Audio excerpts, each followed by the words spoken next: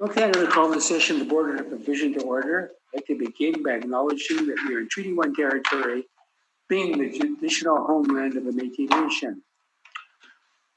All individuals entering city operating facilities, including City Hall, are required to wear non-medical facial masks.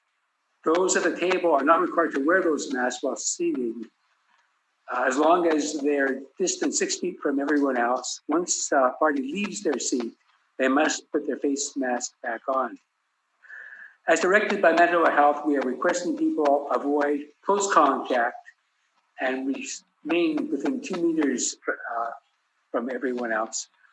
With anyone showing symptoms of a respiratory illness, such as coughing or sneezing, if you are experiencing flu-like symptoms, we request that you leave right now from this room. I'd like to begin by introducing my panel. Farthest to my left is Lynn Nisbet. Next to me is Carrie Linklater, and my name is Harvey Diamond. Our secretary is Bahan Rojo, and the city assessor department is being represented by Mr. Ken Wong.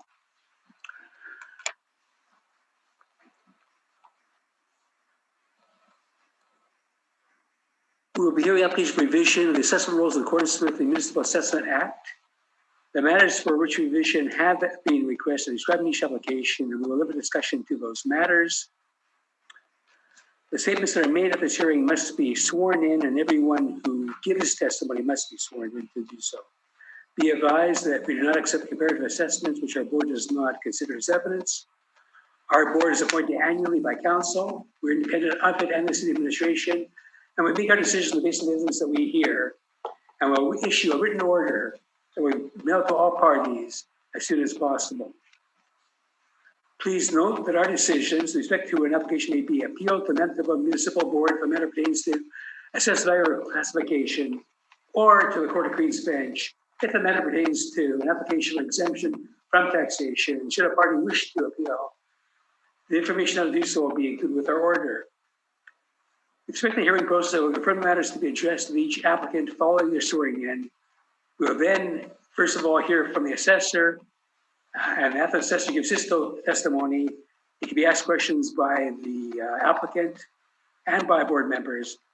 And following all questions, then the other side, the applicant will have an opportunity to provide their evidence, and they too will be asked questions. And if anybody wishes to make a summarizing statement, I will love to do so. Once the evidence on an application has been brought forward, the party may leave. The process will repeat for each matter in the docket today. And after all the applicants have been heard, we will conclude our hearing. Our board will deliver it in private, and you will receive a written order very soon as soon as possible. The information today is being recorded. It's live streamed and will form a public record. And please, everybody, if you have not done so already, please put your cell phones to silent. We have the party sworn in. Please state your full name. Ken Wong. You confirm the evidence that you present is the truth, the whole truth, and nothing but the truth. Please state your full name. Jared Story. And you affirm the evidence you present is the truth, the whole truth, and nothing but the truth. Yes, I do. Thank you. Thank you. So our first matter on the docket is 573 Sherbrooke Street. And if everybody's ready to go ahead, we can do so now. And Mr. Wong, you can go forward with your evidence.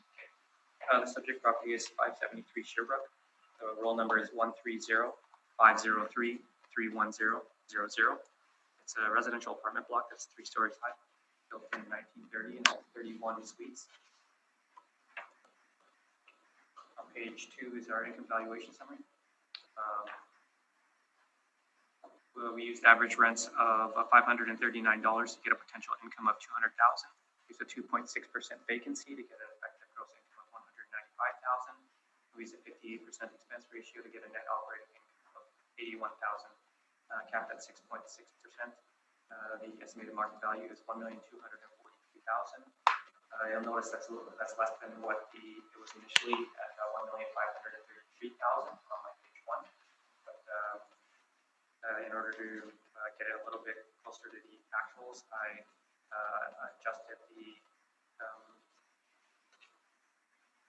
adjusted the income valuation to get a value of $1,242,000.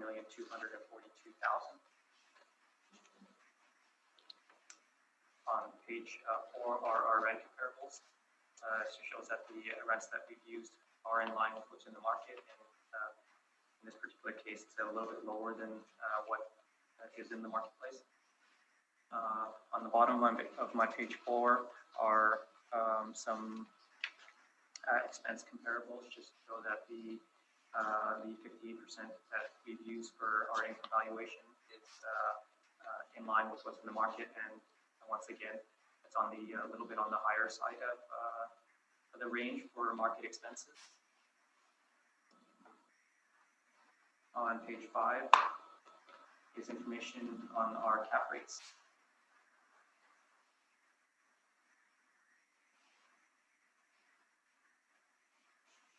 Page 6 is some office information on cap rates over the past 10 years.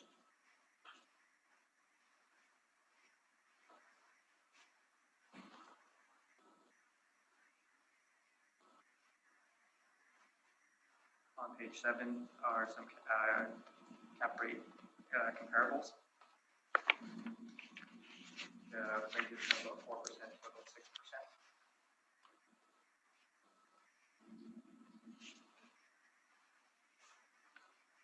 On page 9 are some pictures of the subject property with its location.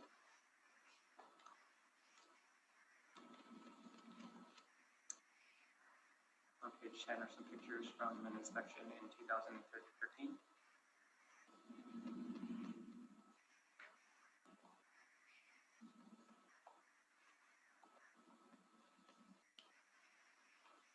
Page 12 to 16 are the income and expenses submitted by the owner.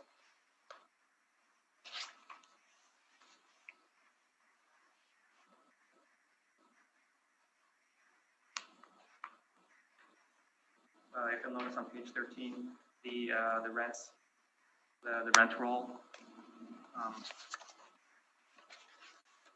the rents for a 1-bedroom, it seems like they're ranging from about $450 to about $540 or so, $550.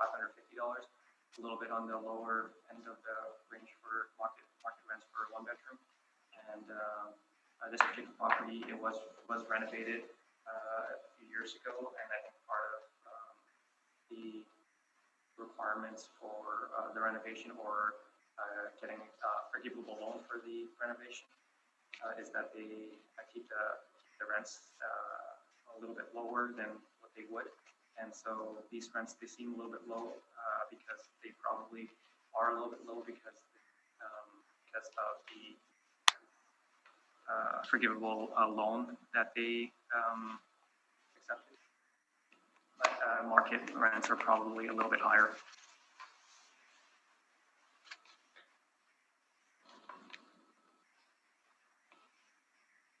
So when you look at the rents that we've used, they're very reasonable, and the expenses that we've used are also on the higher end of the range. So I ask that you accept the revised value of $1,242,000.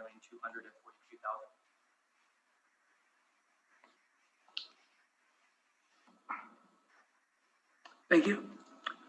Mr. Story, do you have any questions? Yes, and I'd like to proceed. I thank you for taking a look at this, but I'd like to continue on. Okay, so you mentioned that this building has been inspected, correct? Pardon me? This building has been inspected in 2013 based on your submission? Yes. Okay. Now, when it was inspected, the effective year was not modified. Is that correct? It doesn't appear so. No. Okay. And just to be clear, we have 31 suites and no parking, correct? Yes. Have you visited this property personally? No. Okay. You'd mentioned something about a loan forgiveness or something like that, but do you think perhaps the area might be the reason why the rents are what they are?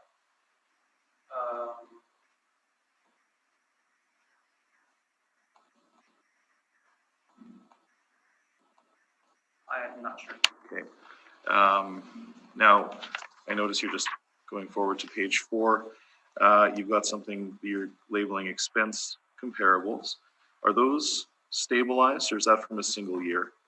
It's from a single year. Okay, now, just a question about the methodology here. If we're gonna look at other properties to determine what the expenses in the subject property might be, why not look at the subject's income expense and determine what the actual expenses are? Would that not be more indicative of this property, of how we should approach this property?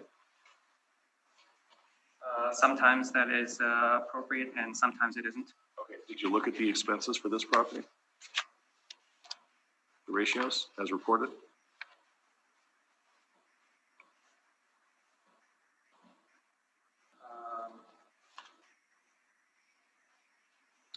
I did look at them. Okay, and so can we agree then that the reported expense ratio for the past 3 years has not been below 60%? Is that correct?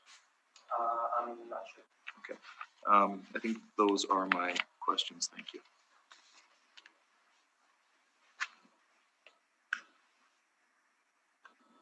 Ms. Nisbet, do you have any questions of the assessor? I do. Just following up on the question about expense comparables. Are they from similar ages and types of properties? Yes. And are any of those properties under appeal? I don't believe so. I'm not actually, you know what? I'm not totally sure. That was one question here. Let's see. You referred to probably low rents because of a forgivable loan. The use of the word probably, does that suggest you're not entirely clear or you are clear and that's just a figure speech? Yes, based off of the information that I have, that is the case. And what is the source of that money? I guess there was a program available at the time for rehabilitating properties, and I guess they were given loans. They were given forgivable loans, but with that forgivable loan, they had to keep rents at an affordable rate. And you did indicate that these renovations took place in 2014?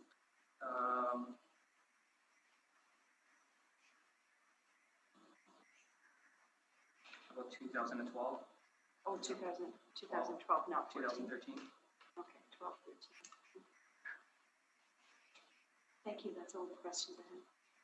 Mr. Leclerc, any questions? Yes, thank you. I just want to confirm for the record, Mr. Wong, that each of your brief is model-driven. Yes.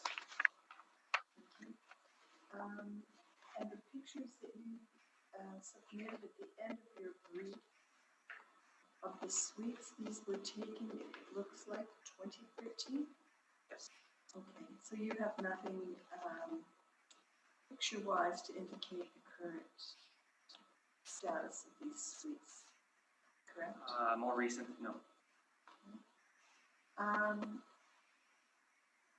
Is it not unusual? The suites were renovated, correct, in 2013. You've got the pictures there for 2013. Is it not unusual that the rents are so low? It is unusual, and it kind of makes sense because as part of their condition for receiving the forgivable loan, they are required to, I guess, maintain more affordable rents. Okay, but for how long? I'm not sure. Okay, so you don't have any details of that agreement? No. Are you aware if this property has any vacancy issues?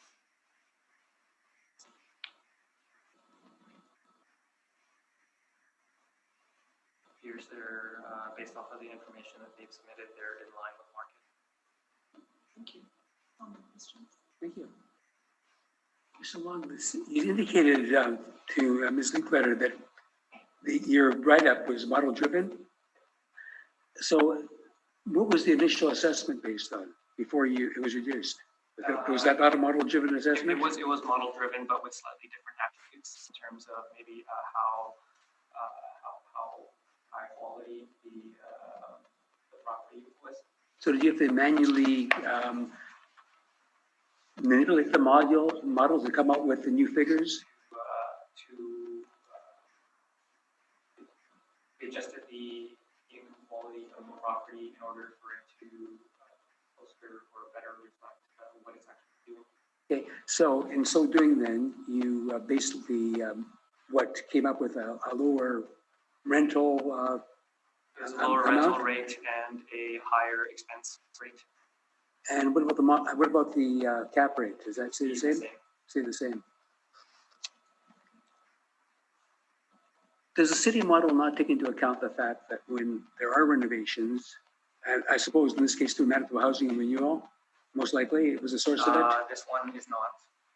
I don't believe it. I don't believe it's Manitoba Housing. Okay, do you know what agency did fund it? Pardon me? Do you know what agency did fund the upgrading? No, the only thing I have in my note is like the person that wrote the note said it was a REHAM program. I'm not sure what that means, but I've heard of programs where they do provide loans to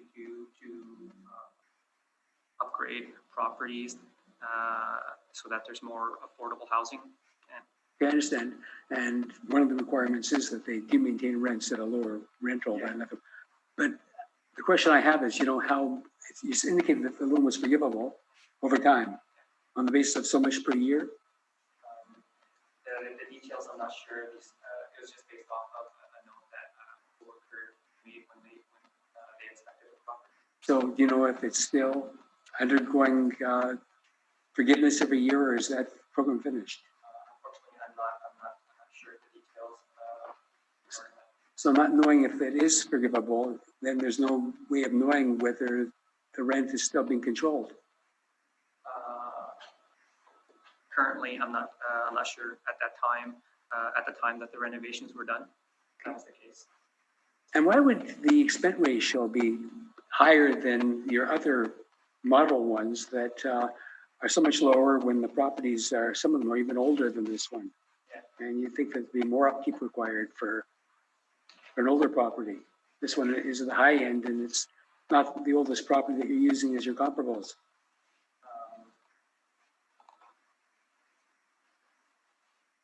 Well, a few of the comparables are older. I understand, but you have one that's 1914 and it shows an expense ratio of under 45%. And you've got 58 here. So I'm just wondering, how does the model do this? Well, it was just, I guess, a judgment call on my part to try to be a little bit more reflective of what is the actual income and expenses that are reported, but also to reflect that there has been work done to the property. Okay, and in most cases, I know that the model does attribute a vacancy factor for all properties of that class, again where it is. But isn't it true that where a property does generate less rent per suite for any reason, that usually those properties have less of a vacancy factor than others because there's cheaper rent, so it attracts tenants? That's typically the case when the rents are below market. But notwithstanding, I see that you did give the normal vacancy factor of 2.5% or 2.6% to this property. Yes. But, okay.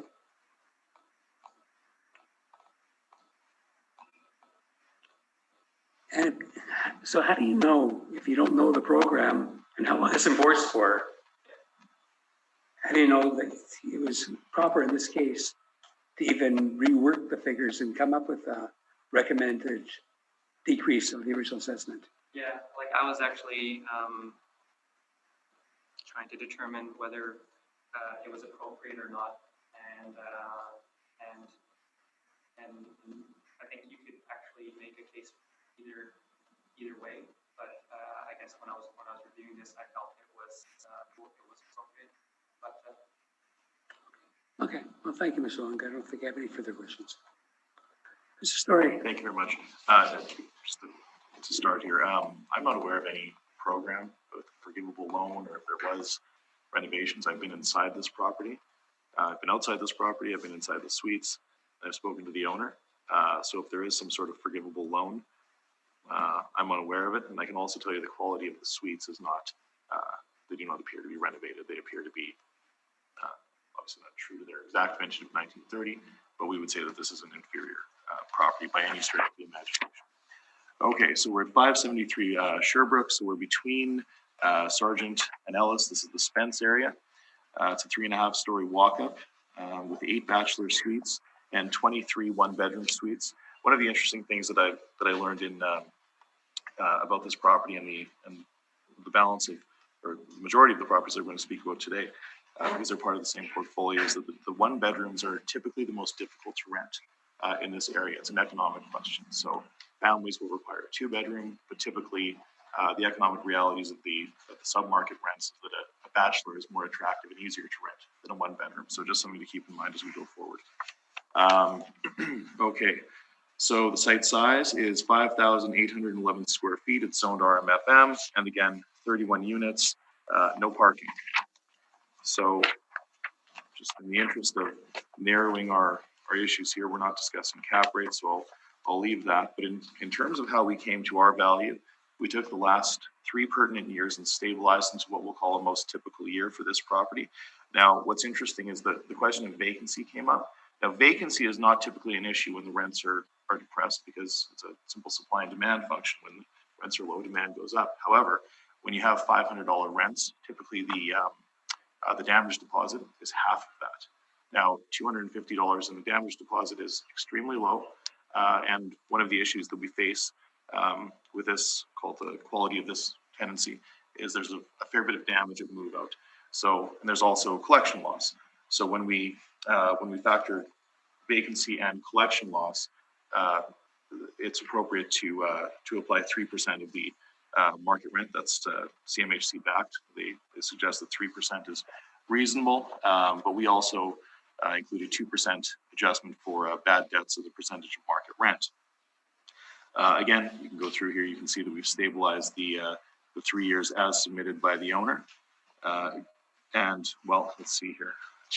I have the original workup, but when I look at this one now, the assessor is suggesting an NOI of $81,979. Originally, they had suggested $101,164, but we see that it's the expense ratio is 61.5, and the NOI ought to be $71,922. We're not disputing the cap rate of 6.6%. That seems reasonable for this area, the quality of the property and the vintage. So with all those factors taken into consideration, we submit that a value of $1,090,000 is more appropriate for this property. Again, that's $1,090,000. The balance of my brief here is the income and expense questionnaires that's submitted, and this is what we use to develop our opinion of value. And barring any questions, that is my presentation. Thank you. Mr. Wong, any questions? I guess looking at your workup, it appears that some of the expenses are identical year over year. Right. The so this owner basically budgets $1,320 per suite, which is reasonable for these assets. So if we're talking about the R&M, that's true. And then it's yeah, so like waste and snow removal may be low at $600 a year. That's $50 a month. And then security and intercom. So even though it appears that these aren't actually their expenses, you're relying on it for your valuation. These are reported by an owner with a large portfolio based on their budgetary numbers. So I believe that these are very reasonable. I think that in some cases they may actually be low. So yes, I think it's very reasonable. I think it's more reflective of a market view than the city's model. That's all my questions. Is there any questions? Yeah, just one. You indicated that you had inspected the property? Yes, I visited every property on this docket in September. So yes. Okay.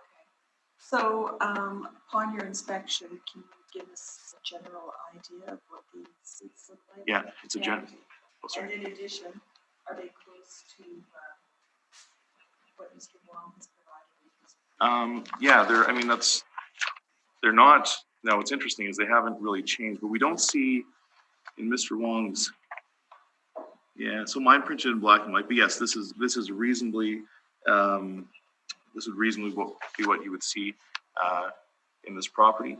I will suggest though that the interior corridors are low quality, to be fair, and there's an issue with this property because it's sort of standing alone on the street. There was once a multifamily that has since been demolished, and you'll notice if you look at the first, I guess the second page of my brief, there is an issue here with nuisance behavior. So we have security doors on the front, and we have graded windows on the street level. So the property it's not without its issues, to be certain. It's not renovated. It's not. It would be considered inferior quality. And that would likely be why the rents are reasonably low. That's why the expense ratio is generally high. Given its age of 1930, the city hasn't given an effective age. Is the mechanical up to date? I would be speculating. I'm not sure. I would be speculating. I didn't do a mechanical inspection. Sorry, and on page, I'm not sure if it's numbered. That's page 6. On your rents, you've used actual, I believe you said. I'm having a bit of difficulty hearing you. Yes, I've used actuals. It's very loud Oh, behind you. It's kind of loud. windstorm. Yeah. Yeah. I'll try to speak louder. Sorry. Yeah. That's okay. You probably can't hear me. Right, so line 3, you're actually, I think you said so those are actual rents you are using, correct? Yeah, so those are potential gross market rents over years 15 through 17. And so sometimes we stabilize, but for where appropriate, we'll use the most recent year. So you'll see in 2017, they're reporting 194,914. So that's the figure that we use. Thank you. That's all my questions. Is this any questions? Yeah, we've heard that there has been renovations to this property. I'm not sure. Unaware. I'm unaware of any program or loan Not forgiveness. actually the program, Okay, just yeah. renovations. Not that I'm aware of. No. I mean, if you take a look at the pictures that I presented, I think it's fairly clear, but that's just me. Well, I don't know when those were conducted. Those could have been done in the 1970s or 80s. I'm not sure, but it's not up to what we would call a modern standard by any stretch of the imagination. Can you explain what you mean not up to modern standards? Sure. The quality of the interior finishes are, I would call them utility grade as opposed to higher grade. They're not. It would be a builder grade interior. The flooring, the countertops, the everything. Okay, and Yeah. then just taking that down. Sure. When you talk about the quality. Yeah. And the grade. Yes. So the countertops are what? The floor is what? It would be it's laminate flooring, but it's the old style. It's not plank vinyl like we see today.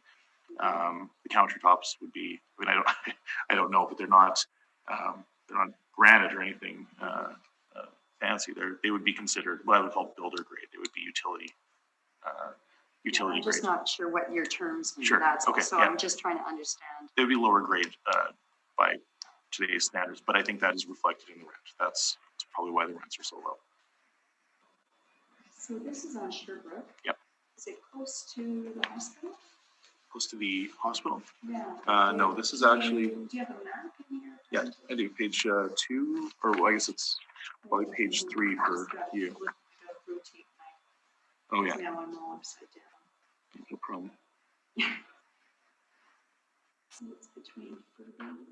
Yeah, it's between Sargent and Ellis on Sherbrooke.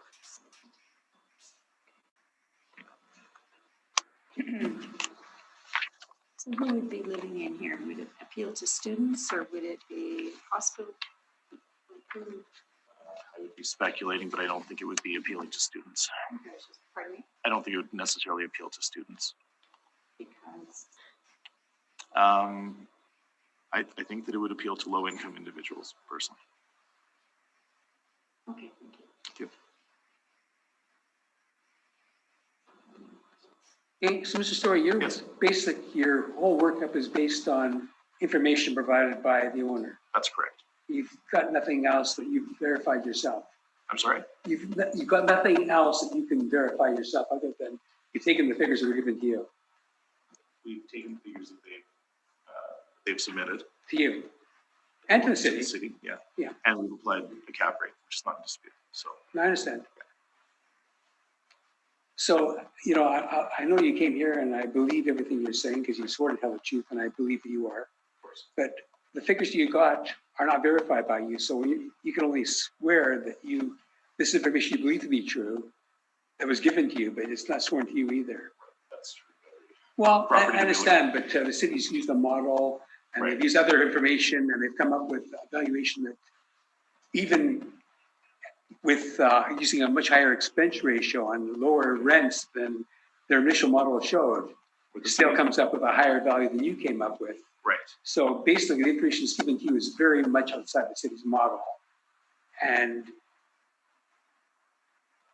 you're giving it to us, you only furnish your information on that basis. We perform a nothing else. site-specific analysis of each property, I understand. whereas the city uses a model. So So you that's, used a model, but you have not, you've only used this initial property, this one property. You haven't compared with other properties and looked and said, is this reasonable based on other properties that I've compared it to?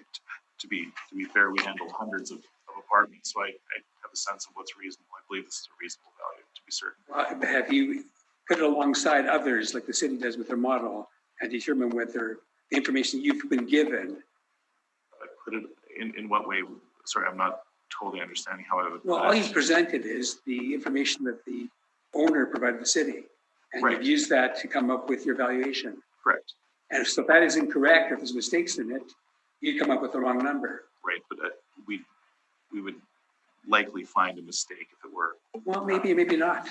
Like the city's used a model and that compares other properties. And then having used that model and using average expense ratios, the buildings that are similar to yours have given you even a higher expense ratio, much higher in some cases, But by that logic, and lower rents than properties in the area. but by that logic, the inputs that the city is using, presumably, to derive their model, which we've never seen, is based on submissions of the owner as well. So, That's true. Yeah. But it's comparing a bunch of other properties. So if there's one mistake, it wouldn't show up to the same extent as if you're just using that one property. okay, What basically you're doing is you're using this property alone as your model. we're using a site-specific And analysis. I'm saying to you, Yeah. if there's a mistake in the information that was given to you that you haven't verified yourself, you know, you're only presenting what was presented to you. We're presenting what the owners submit, and I will submit to you that the assessor's model, again, that we've never seen the inputs, I don't know what it entails. There may be properties that are vastly superior to this property that would drag the value up. So, That's possible. so our methodology is to perform a site-specific analysis on each property. And what was the site-specific analysis exactly that you performed? Other than, because you indicated all you did was you took the information, was spread to the city and came up with your workup on that basis. We reviewed the income expense statements, we stabilized them into a most typical year, and we applied a capitalization rate. That's the site-specific analysis. We looked at the actual income generating potential of this asset and figured out its value. That is the site-specific analysis. And you are satisfied that the rents that are being achieved in this property are the highest or reasonably high, or reasonable rents? An owner who owns Yeah, 25 apartment blocks, Yeah. if they could generate a higher rent, I think they would. okay. Thank you.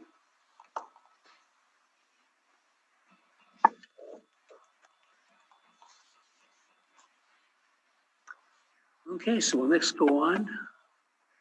And our next property is 701 Bullet Avenue.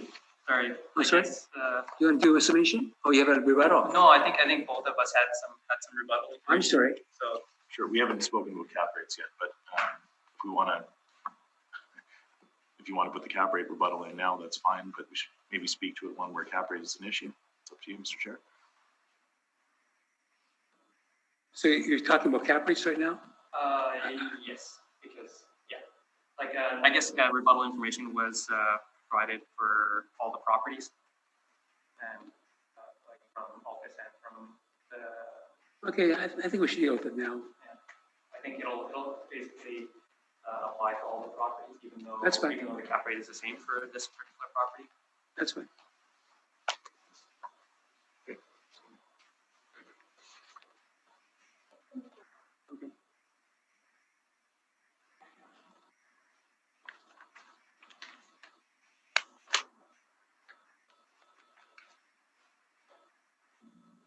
Okay, so who is going to put forward their position first? I don't know where to go. I guess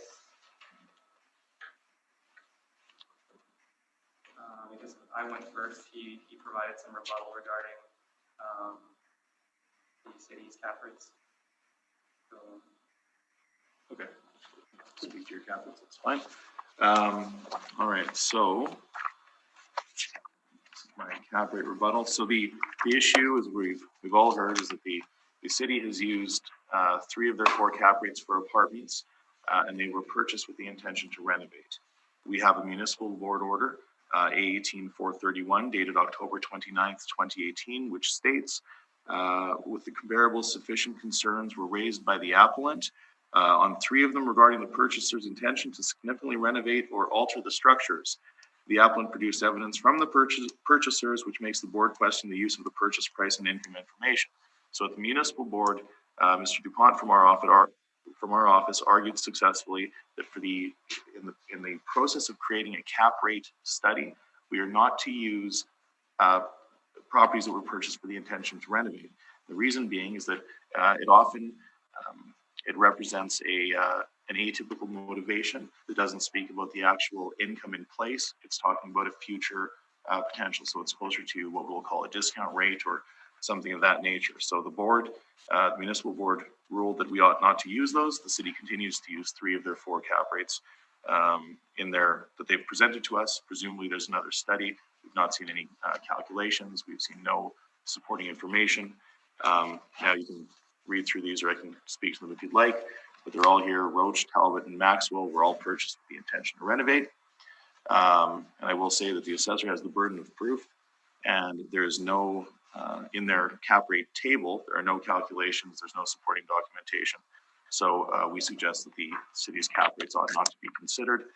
I have a fair bit of, I've got the decision in the order here, and I also have from the owners of the properties in question that were purchased with the intention to renovate, I have letters from them stating that they were indeed purchased with the intention to renovate. So we do ask that that no weight be put on the city's cap rate table, as it is not backed by anything, and it does include 3 properties that were purchased with the intention to renovate.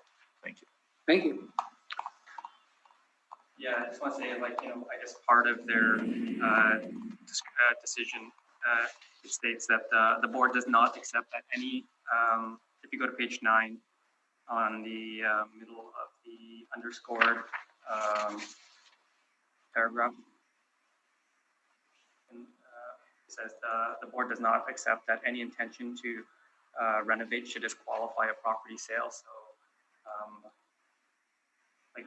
for some of the sales, we don't know what the intentions are, but we do know what the cap rates are based off of the information that is provided. So I feel that my cap rates are acceptable, and that it is actually our cap rates are actually in line with what Altus says are cap rates.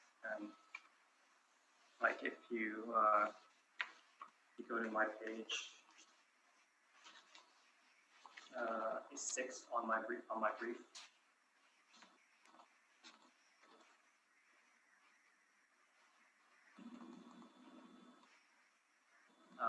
So the cap rates that Altus has indicated at the Winnipeg Real Estate Forum for the time frame is about 4.5% or so, and so that's actually it's smack dab in the middle of the chart, the sales that we provided, and so we feel that our cap rates are accurate and they represent the market, and as it turns out, it's actually right in the middle of where it's what Altus says that the cap rate should be. May I speak to that? Sure. Okay, so you're referencing this slide, single slide that you've included in every single brief today, correct? Yes. Okay. Now, can you tell us the origins of that slide? Where did it come from? I believe there was a real estate forum and a representative from Altus was speaking at it. Okay, so you believe there was, did you read the entirety of that slideshow in that presentation? I looked through it.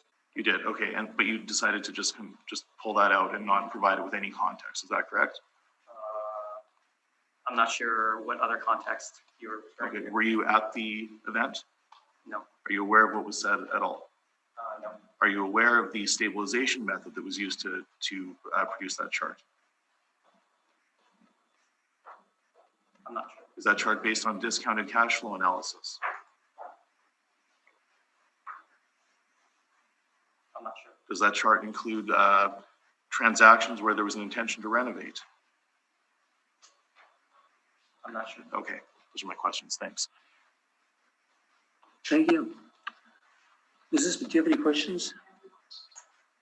Ms. Luca, do you have any questions? No question. I don't think- And I guess regarding the rebuttal that I provided, Yes? if you look on the very first page,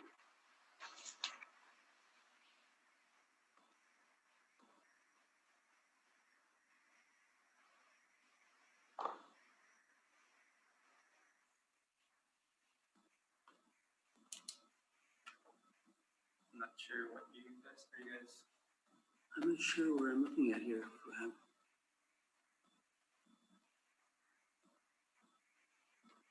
If we look ANC for all this cap. Okay. Yeah. Okay. Okay. St. Mary's and Beach Avenue? Yeah. Yeah. So just I guess as a summary of some of the cap rates that were provided by the applicant for 210 St. Mary's, Altus is indicating that the cap rate is 6.26%, but the owner actually indicated a cap rate of 5.5%, and for 718 Beach, the calculated cap rate from Altus is 5.42%, but the cap rate indicated by the owner is 4.5%. So there's a difference of 0.76 and 0.92 for those two properties. I just want to provide that as well. Okay, let me speak to that, please. Again, no calculations, no supporting documentation to support this position. This is just the owner has filled out on your form that it's 5.5%. Was that done by a valuation professional or was that just done by the owner? I'm not sure. Okay, and again, no calculations. So what's been provided? That's not a calculation. Okay, that's fine. Thank you very much.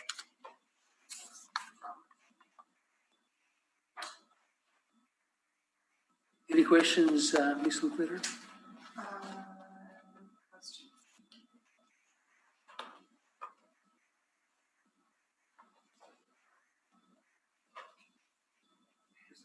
Are you suggesting that the reported cap rate that the city has provided, reported by the owner, is somehow not the correct cap rate? I just don't know what it is. I don't know if it was done for financing purposes. I don't know where that number came from. We have a valuation methodology that we use to calculate our cap rates. And again, we've provided 126 pages of research here in the market showing how these calculations are come to. We have a good picture of the market. So I don't know. I don't know how that 4.5 or 5.5 was arrived at. That may be for financing, that may be based on an appraisal. I don't know, but it doesn't appear to have any bearing on what we're doing here today, which is looking at the income valuation for assessment purposes.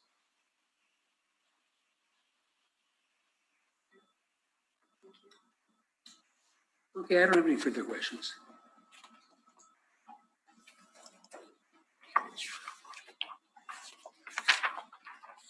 So we'll now go on then with the property on Wellington, 701 Wellington Avenue. And Mr. Wong, when you're ready, you can proceed.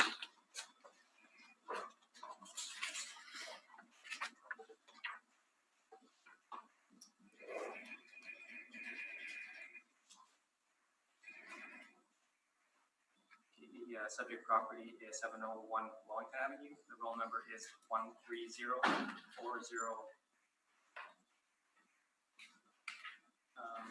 The roll number is 13040135000. It's a residential apartment block that's 3 stories high. It's built in 1967 and has 18 suites with 5 outdoor parking stalls.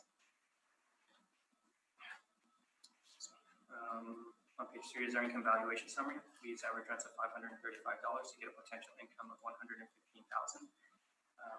Use a 2.6% vacancy to get an effective gross income of $112,000. We use a 70% expense ratio to get a net operating income of $33,000. Capped at 5.3%, we have an estimated market value of $637,000.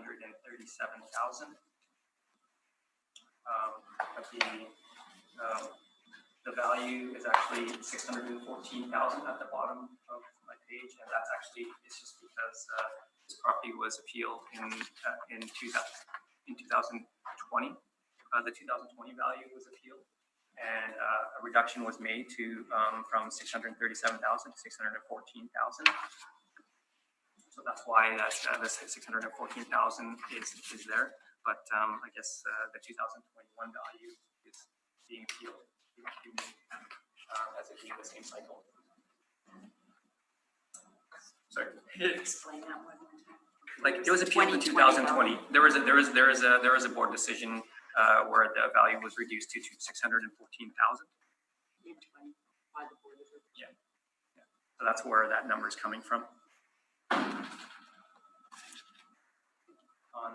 page 4 are our rent comparables, showing that the rent used are in line with what's on the market and maybe slightly on the lower end. Once again, there are some expense comparables to show that the expenses that we've used are in line with what's in the market, and actually in this case it's higher.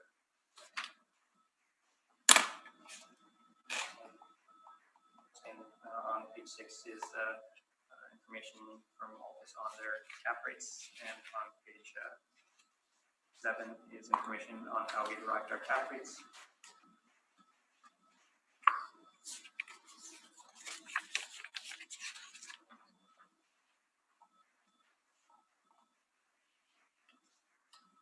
So, like in this particular case, their actual income and expenses, which is very similar. Which is, I believe it's looks like it's the same owner as the previous property. The income and expenses, they're coming in at about 80% expenses, and that's definitely pretty high. And it's not my opinion that it would be stabilized that way for evaluation purposes. So I feel that the market information that we're using is fair and reasonable to try to establish a market value. And in this particular case, we have bachelors. We have 6 bachelors, 9 1-bedrooms, and 3 2-bedrooms. And on an average per suite value, we have it at $34,000 per suite. So we have it at the very low end of the range in terms of market value. And having said that, I ask that you maintain the assessed value at $614,000. Thank you. Mr. Story, questions? Thank you very much. Okay, have you visited this property? I'm not. Okay, now the year built and the effective year is 1967. Does that lead us to believe then that no substantial work has been done to affect the effective year? It's difficult to say. Sometimes work's done without our knowledge. Did you have a chance to view my photos prior to this hearing? No. Okay. All right. Now, let's just look here. We've got this location. Would you consider this a positive or a negative? The location. Yeah. It is a rougher part of the city. At the same time, it is close to the health science center. Okay, and if it is in a, like you say, a rougher part of the city, does the city's model capture that in terms of the cap rate, or how is that? Just walk me through exactly how the model treats locational adjustments, please. Yeah. I'm not sure about the exact details, but what I can say is that it does take the information from other properties in the area. So it estimates the income and expenses and calculates the cap rate that way. Okay. And you did note that the reported expenses were north of 80% for the past, for the 3 years that we'd be looking at. Is that correct? And you've used the upper end, so the expense ratio that the city caps off at is 70%. Is that correct? It appears that this property's been reviewed by an assessor, and the assessor felt that a 70% expense ratio was warranted. Okay, great. So here's the question that I have then. If the average monthly rent per unit is $535, and in that calculation there are 2-bedroom suites, is that not extremely low? Yes, it is. Okay, and 70% is the high end of the city's expense ratio, so that would be considered extremely high, correct? The rents are lower and the expenses are higher, yes. Okay, so if a next prudent purchaser or investor were looking at this property and saw that the rents were low and the expenses are high and the cap rate is the numerical expression of risk, then doesn't a 5.3 cap on this building from 1967 seem aggressively low to you?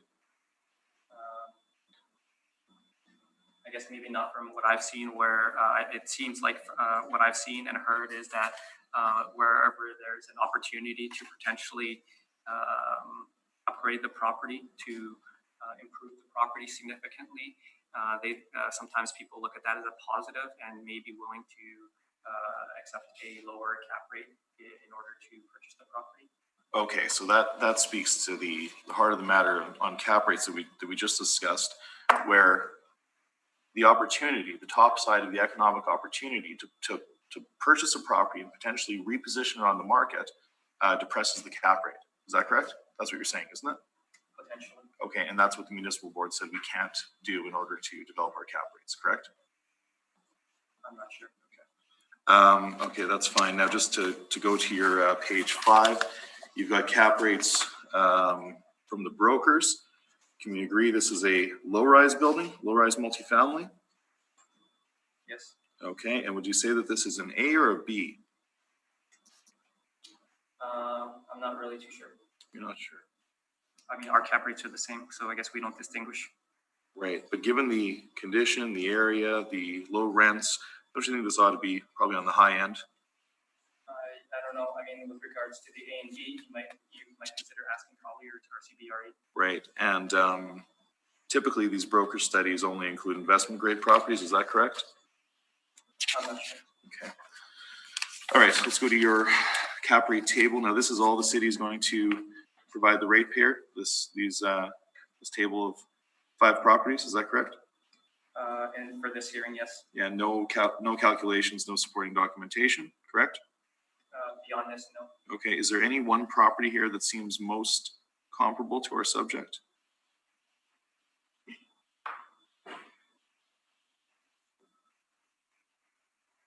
I guess the oldest ones there would be, I guess, 1960. So maybe somewhere in the longs of that property or Calvin. Wouldn't the property on Lang side, it's generally in the same market region, wouldn't that be the most comparable? Maybe in terms of location, but not as much in terms of age. And it wasn't purchased for the intention to renovate, was it? It's a clean sale? I'm not sure. Okay, and just we can agree that you've submitted that the cap rate on that transaction was 6.09%, correct? Yes. Okay. Those are my questions. Thank you. Is this good? Any questions? I have no questions. Ms. Luker, do you have any questions? Just again, for the record, you're agreeing with this one, correct? Yes.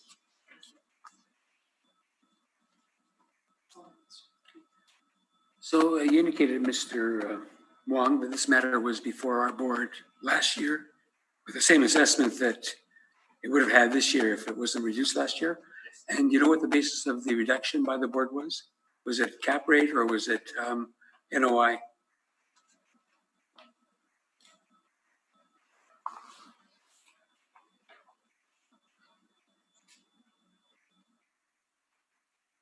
was,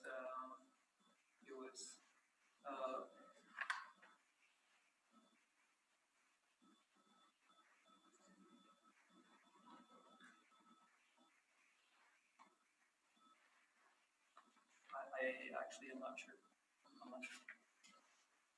I don't have that information with me.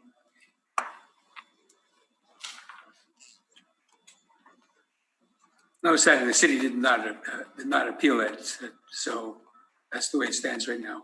Yes. So basically, on the same assessment, this is the second go for a reduction by the applicant on the same. Yes, correct. Okay, thank you.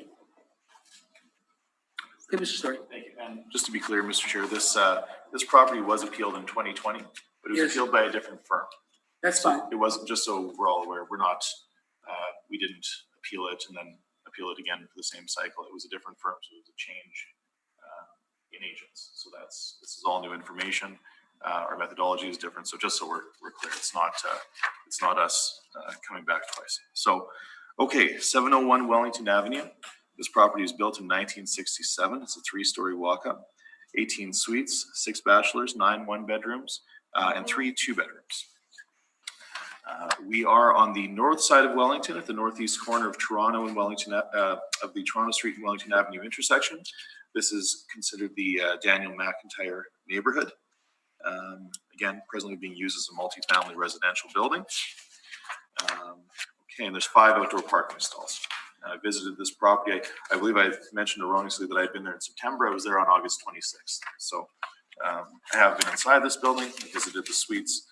I have a very good sense of it. Now, for the purposes of this report, we're applying a cap rate of 6% based on our cap rate study. That's summarized on page 5. We're suggesting 6% for properties that are generally in good locations and in probably better condition than this one's in, but for the sake of argument, we do apply a cap rate of 6%, and that is supported by our Altus multifamily cap rate study that's been provided to you. Again, we've used the income and expense submissions of the owner and stabilized 3 years into what we'll call a most typical year. And again, we did note that in 15, 16, and 17, the expenses recorded were north of 80%, which is high. Now it appears to be a methodological issue. The city, I know, caps out at 70% on the expenses. We've always used 75. So because it is a chronic issue on the expenses, we've used the top end of our range, which is 75%. We come to a net operating income then of $29,097 and applied a cap rate of 6%. So we then come to a rounded value of $485,000, which is what we're seeking today. If you come with me, please, to should be page 9 of my brief where my photos begin. You can get a sense of the condition. I want you to see the interiors. I've got photos tell a story. You can see the carpet is stained throughout. We have original parquet floors. It's sort of interesting. These are parquet floors from the late 60s, early 70s. And if you look closely on there's a living room photo, you can see that some of it's starting to actually lift and come apart. So that gives you a sense of the interior. So again, with all these points taken into consideration, with the actual income and expenses reported, and applied a cap rate of 6%, we are requesting that the value be amended to $485,000. Thank you very much. Mr. Wong, any questions?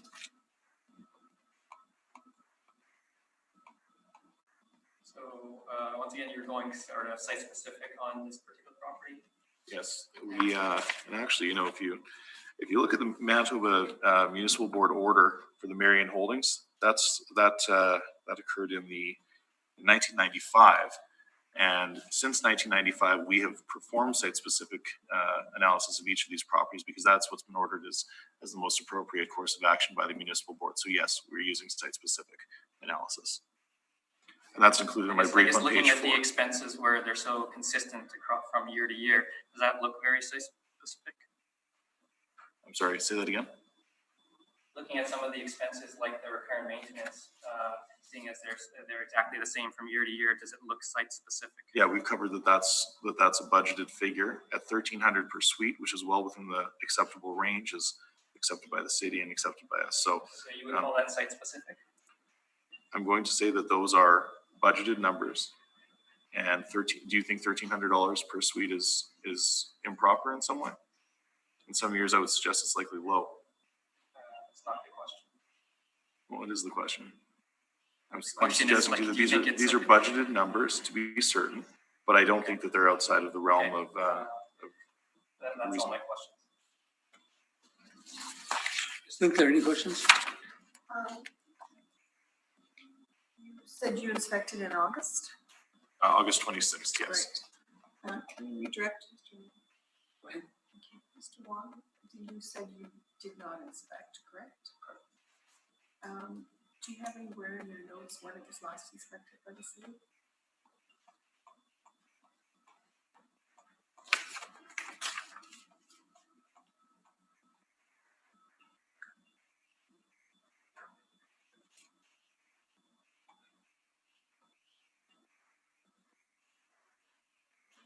I don't see anything in terms of an inspection. So I don't believe we've inspected it. Thank you. That's all my questions. Has this been any questions? No, I have no questions. Yeah, I guess I just want to have one question. You indicated that the reason why the expenses per suite are the same year after year is because there's a budget. But are they spending that budget, or is that just something that they're putting down? I think that's an average of what they spend year over year. 1,300 per suite is that would be typical. How does it always add up for the 1,500, for example, if you have to call an extra plumber? Right. Isn't that going to come with the expense? And how's it going to come out the same every year? Because No, I think some years. things happen. I think some years it'll be higher, some years. I know, so how can it be an actual expense then if it's budgeted? It's And budgeted. I'm submitting that it's budgeted. It's not an actual to the. is it spent? You know what's spent? You know it's budgeted. You know what's spent. I know it's budgeted. I don't know what's spent. I just know what's been submitted. And you've indicated that even though your owner is showing 80% of the revenue goes to expenses, Right. that you're saying that the highest that your company thinks is reasonable, 75%, and the city is at 70%. Yes. At their highest echelon. That's been my experience. Yeah. Okay, thank you.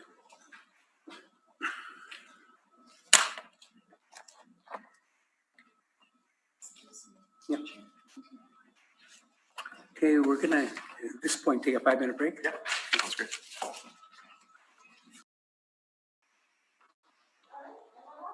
Okay, we're back in session. So Mr. Wong, our next property is 568 Agnes Street, and proceed when you're ready.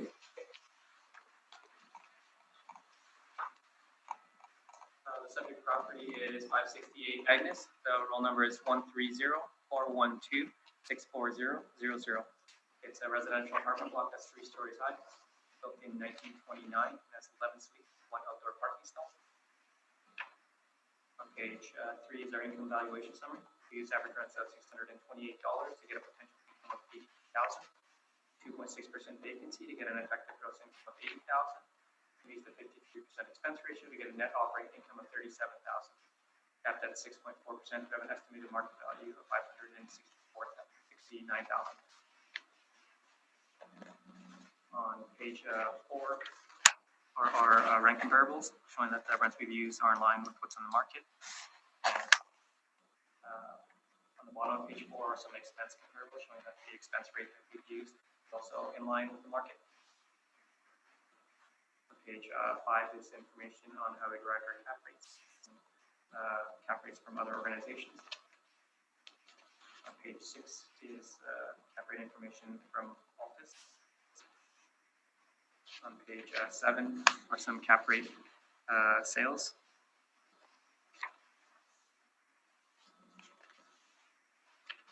On page 9 is a picture of the subject property with its location.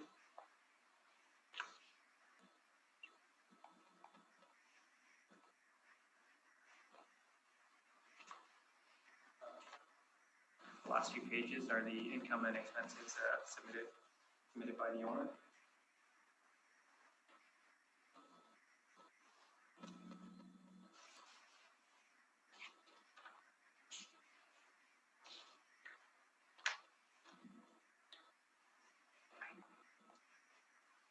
And this is similar to the other properties where I think maybe using market parameters are just more representative of, I guess, a market value. And the expenses are a little bit questionable in their peers. So I feel that the rents that we've used and the expenses rate that we've used is supported by the market, and the cap rate that we've used is also supported by the market. So that as you maintain the assessed value at $569,000. Thank you. Mr. Story. Thank you. questions? Okay, so have you visited this property? You've not. Have you been outside this property in the general neighborhood? Are you familiar with it? Yes. Okay. Is it safe to say that this is an inner city area that might have a higher risk profile than an apartment in maybe a different part of the downtown? Potentially. Okay. All right. So it's safe to say then we would have potentially lower rents, higher expenses, and a higher risk profile. Is that safe to say for this property? Potentially. Okay. Now you've questioned our expenses, but have you looked into these expenses that were submitted to you in your expense comparables? And do you have anything to back these up?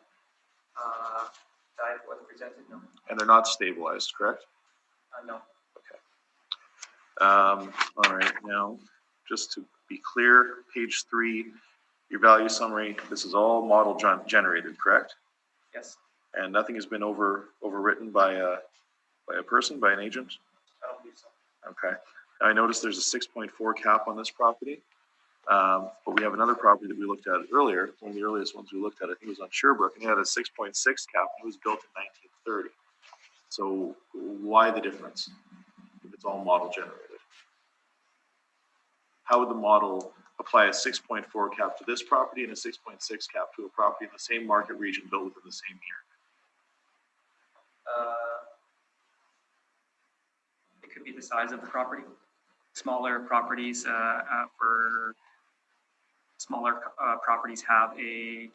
might have a lower cap rate. That's according to the model. Yes. Okay. All right. And I think spoken with your cap rate evidence. So again, you haven't been there, but you can agree that this might be a higher risk area. Oh, so I will ask you, this property, do you think when we're in what we'll call a higher risk area, do you think that based on things like nuisance behavior, graffiti, break-ins, do you think that a higher expense ratio might be applied in some of these comparables that you've submitted? Yes. Question again. Yeah, when we're in an area where there's, I asked because this neighborhood there's a raft of arsons through here, and that's just that's the top end. But generally, we see more nuisance behavior in this area, do we not? Potentially. And might that lead to a higher expense ratio? Potentially. Okay, and just to be clear, it's from 29, no adjustments to the age, and it's wood frame, correct? Yes. And wood frame typically comes with higher expenses than, say, masonry or something like that. Potentially. Okay, those are my questions. Thank you. Thank you. Ms. Luke, any questions? I think so, sir. I have no questions. Ms. Lisbeth, do you have any questions? I do. So the difference, there's a small difference in your assessment versus your capitalized income. Is that situation is previous? Correct. Yeah, it's the same. A previous board has reduced it to the 516. Yeah, the 2020 appeal. All my questions. Thank you, and I have no questions. So, Mr. Story. Thank you very much. Okay, so here we are at 568 Agnes. This is the downtown west neighborhood. We call this Daniel McIntyre in the downtown west neighborhood. We're south of Sargent and Agnes, that intersection. It's actually, there's a large pawn shop that would be a good marker. So that's just to give you a sense of the corner of Sargent and Agnes. So we're right down the street. The building, again, is built in 1929. It's a 3.5-story walk-up, and it has 11 suites, 1 bachelor suite, and 10 one-bedroom suites. So again, we've, for the purpose of this assignment, the model has assigned a cap rate of 6.4 So we've not disputed that. Though we have seen cap rates as high as 6.6 for similar assets. 6.4 seems within our range. So when we take the income and expenses that have been submitted, we come to a net operating income of $31,891, and that's based on a expense ratio of 57.4%, which is quite reasonable. We often see them hovering around the 60% in the inner city for older properties, versus the city's modeled 53.9%. Again, we're accepting the cap rate. So with all points taken into consideration, we request that the value be amended to $498,300. I have, again, visited this property. My photos start at page, oh, okay, so it should be page 11 for you, I suppose, on your PDF. You can see the exterior. And then when you see the interior, we have the original wooden stairs from the 1920s. There's something on there called gunboat laminate or something like that, but it's very old and it's very durable. It's been there for a long, long time, and it's throughout the hallways. But it is utility grade to be certain. It's not aesthetic, but it is durable. You can see a typical suite that I visited, just to give you a sense of the furnishings and the quality of finish. So with all points considered, we do respectfully submit that the value be amended to $498,000 for the 2021 assessment year. Thank you. Thank you. Mr. Wong, any questions? Is this any questions? And Ms. Lindblad, do you have any questions? Just in regards to page 15 of your brief, you show a picture of the kitchen. And I'm looking specifically at the cabinetry. I'm sorry? Sorry, I'm looking specifically at the cabinetry. Yep. Is that, and you were there, correct? Yes, these are my photos from my pictures, correct? phone. Yep. Right, okay. So is the mechanism, is it the little thing, it's got like a little knob and you just turn it? It looks like a little I'm not sure. Looks like a little latch. It very well may be, and it's a good point. It was sort of an odd thing to visit these suites during COVID, so I try not to touch anything. But so I'm not sure, because that looks original. It is the original The owner latch sold. Yeah, this property was sold to the current owner by the original owner, who had it. Well, I don't know the original owner, but he had owned it for many years. He lived in the building, and it was generally not updated. So there's a lot of original elements. To be certain, the stairwell.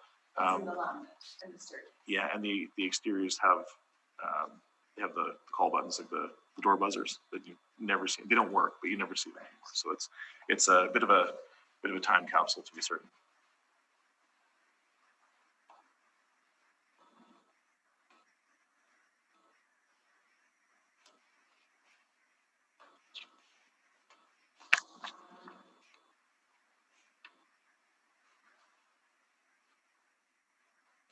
That's all my questions. Okay, I don't have any questions, so thank you. Thank you.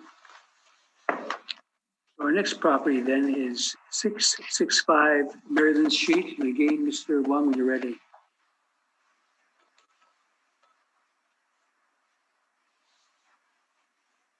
The subject property is 665 Maryland. The roll number is 130-502-05100. The residential apartment block has 3 stories high, built in 1972, and it has 18 suites with 3 outdoor parking stalls. On page 3 is our income valuation summary. We use average rents of $642 to get a potential income of $138,000, 0.6% vacancy to get an effective gross income of $135,000, and we used a 58% expense ratio to get a net operating income of $50,000. Kept at 5.1%. We have an estimated market value of $1,112,000. On page 4 are some rent comparables showing that the rents we've used are in line with what's on the market. On page 5 is the summary of the income and expenses submitted by the owner.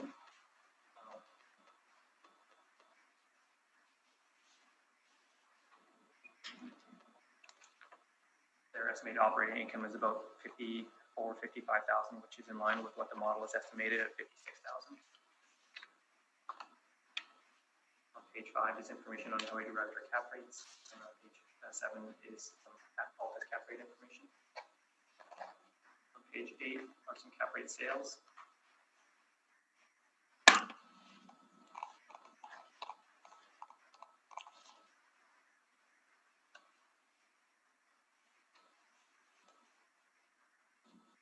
The remaining 2 pages are the income and expenses submitted by the owner.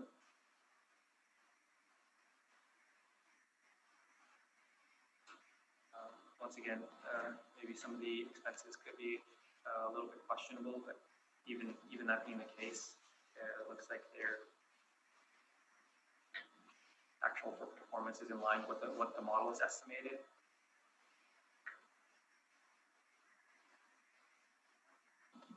And the cap rate that we applied is supported by the market, so I asked that you maintain the assessed value at $1,112,000. Questions, Mr. Story? Yes, thank you. Okay, so again, this property is built in 72 and the effective year is 72. Has this been inspected by you or anyone else from the city? I'm not sure. So you've not been inside personally? No. Okay.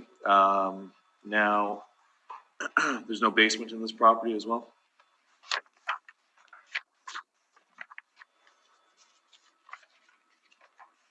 I'm not sure. Okay. It's in your brief. Now, what's interesting to me here is that you've got a very low average monthly rent per unit. So that's modeled lower than what's been reported. So has the quality been adjusted downward by someone at the city at some point in the model? I'm not sure. Okay. And the expense ratio is higher than typical. So was that overridden somewhere, or how does the model generate that expense ratio, that higher expense ratio, and then that low monthly rent? It's just based off of the attributes of the property. You know, when it was built, how big it is, how many suites there are, what type of suites there are. Right, and it's all model generated, correct? I believe so, yes. And nothing here was overwritten by a person. I don't think so. And the cap rate is 5.1. Does that not seem extremely low given the low rents and the high expenses? No, I've seen sales that support that type of cap rate. In this area with this vintage that were not purchased for the intention to renovate, you see a 5.1%. I've seen lower, yes. Okay, in your cap rate study, you have Ward at 5.1. Are you suggesting this is in any way comparable to the property on Ward? No. Okay, wouldn't this be more comparable to the property on Langside?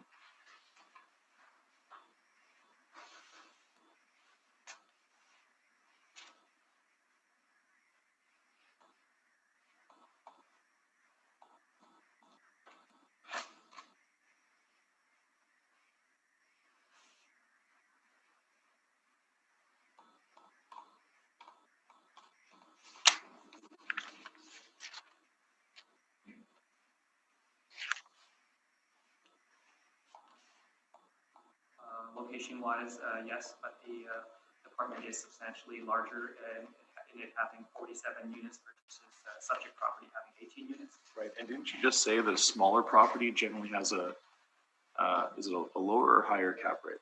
Lower cap rate. Lower cap rate. So based on the fact that this is 18 suites, is that what's generating that 5.1 cap? I'm trying to figure out how we come to a 5.1 cap on this asset. It's based off of like the attributes that I said, and as well as the size of the building. Okay. Now, something that jumped out at me when looking at this group of properties as a whole, specifically the first 4 we're looking at, the market value per suite at 61,000. Isn't that extremely high?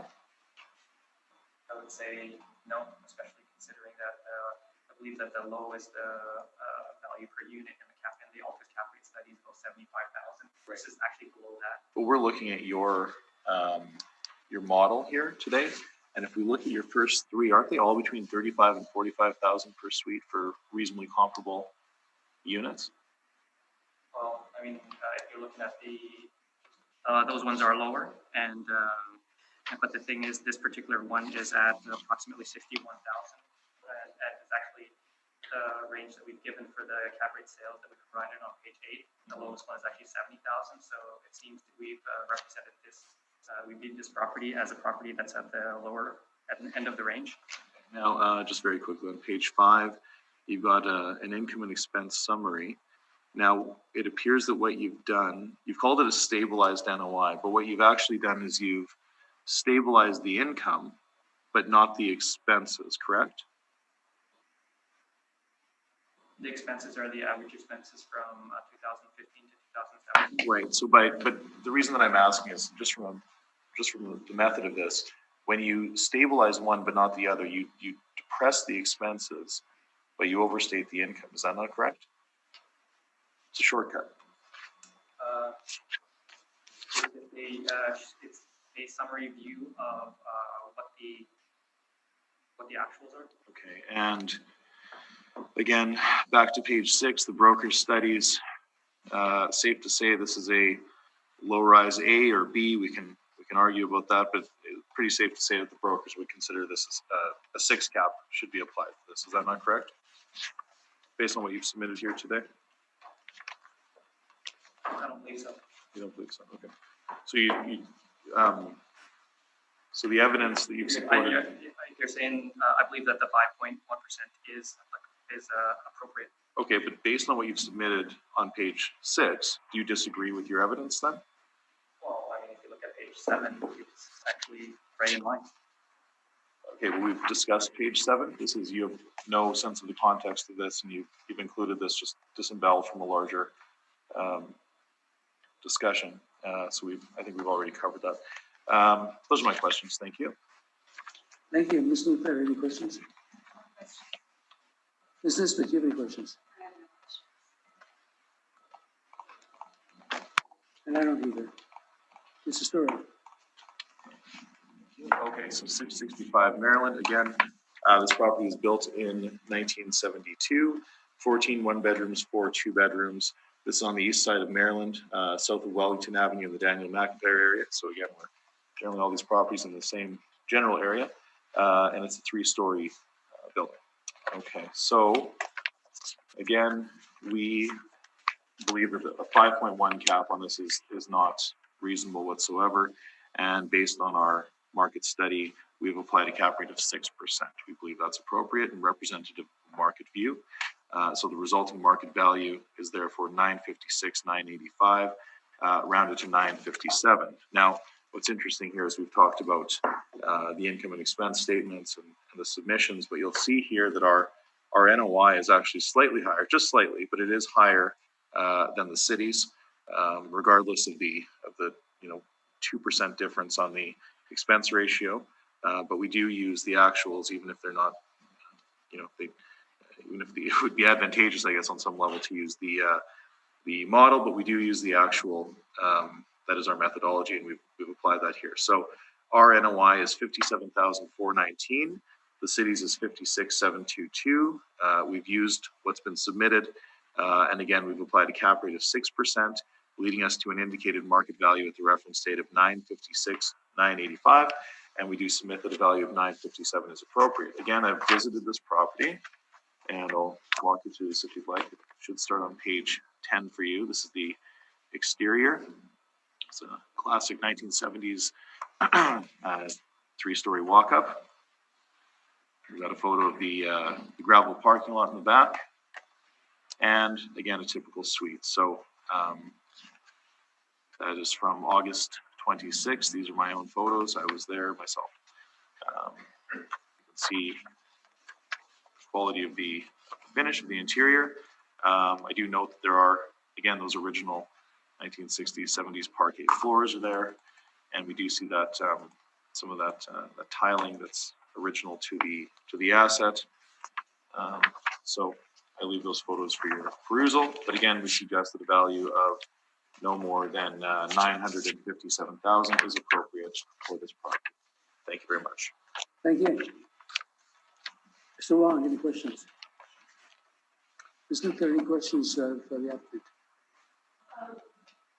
Mr. Story, you said that you inspected this property, Yes, I did. and just by looking at photos, I'm thinking that there has been some upgrade done since 1972, I would suggest, I'm sure, yes. but you have no record of what and when. No, I mean, not of what's been done since 1972. It would be, we call it general maintenance, but not, we wouldn't call it a renovation. Okay. What was the general overall appearance in the public areas? So, Well, it looks like a standard walk-up from 1970s. It's the common areas would be true to their vintage, to be certain. This is a certain style of property that we're all familiar with. It's very popular in Winnipeg, built under in that area where there was actually a federal grant to build more housing, and this is typical of a majority actually of the properties in Winnipeg. So it would be typical of what you would imagine of a 3-story early 1970s walk-up. and on your workup of page 6, you were suggesting 3% vacancy. 3% vacancy and then 2% as bad debts and market rent. The CMHC suggested 3% in April of 18 was the average overall vacancy. We do recognize that this property does have one of the issues that the owners reported is that at move out, many of the damage deposits are not recovered.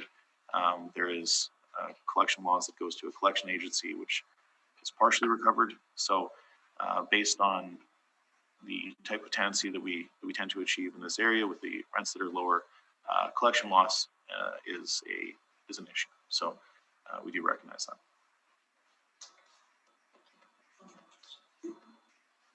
Has this been any questions? And I don't either. Thank you.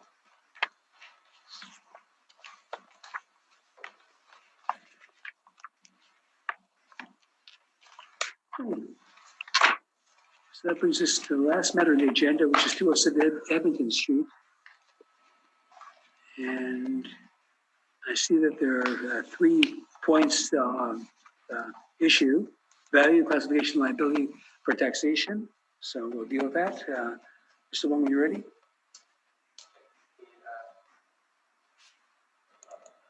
Subject property is 207 Edmonton Street. The roll number is 120-935-63000. It's a residential apartment block. We have a residential 2 classification. 6 stories high. That was built in 2014. There are 40 suites with no outdoor parking. On page 3 is our income valuation summary. We use average rents of $1,123 to get a potential income of $559,000. We use 3% vacancy to get an effective gross income of $523,000. There is a 41% expense ratio to get a net operating income of $307,000. At the 5%, we have an estimated market value of $6,155,000. On page 4 are our rent comparables, showing that the rents that we've used are in line on the market for newer building. On page 4, on the bottom of page 4 are some expense comparables, showing that typically newer buildings experience a lower expense rate, which supports 41% that the model is applied. On page 5 is information on how we derived our cap rates. On page 6, Altus cap rate information. On page 7 is some cap rate sales. On page 9, the picture of the subject property with its location.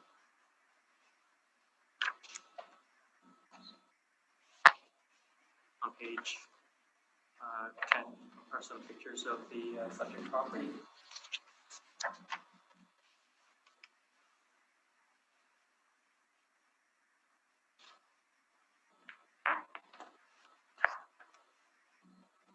On page 12 is some information on the subject property in terms of its use. Their mission is to provide a safe, affordable, supportive environment for single women and their children in which their cultures are honored and by which they have a stable home foundation to pursue their other goals. So it's, what it's being used for is affordable housing for newcomers. And it's probably not using their actual income or expenses probably wouldn't be representative of market value. But on page 13 is the income statement submitted by the owner. On page 14 is the permit that was taken out for the property. The total project value is about $6.8 million, which is supportive of the $6.1 million that the assessment is currently at.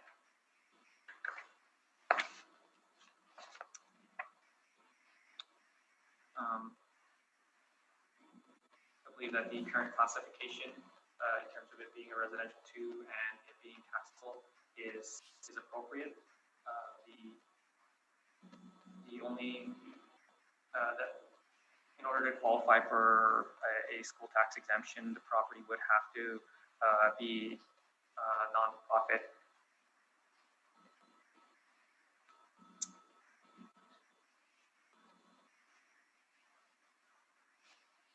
You have to be some sort of a nonprofit or charitable organization, and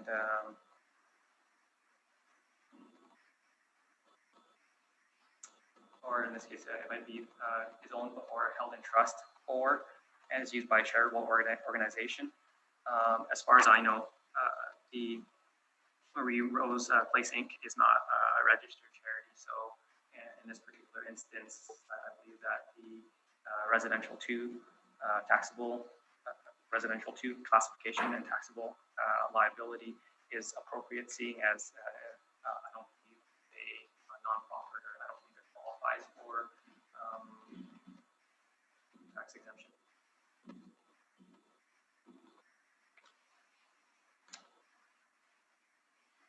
So the subject property is affordable housing.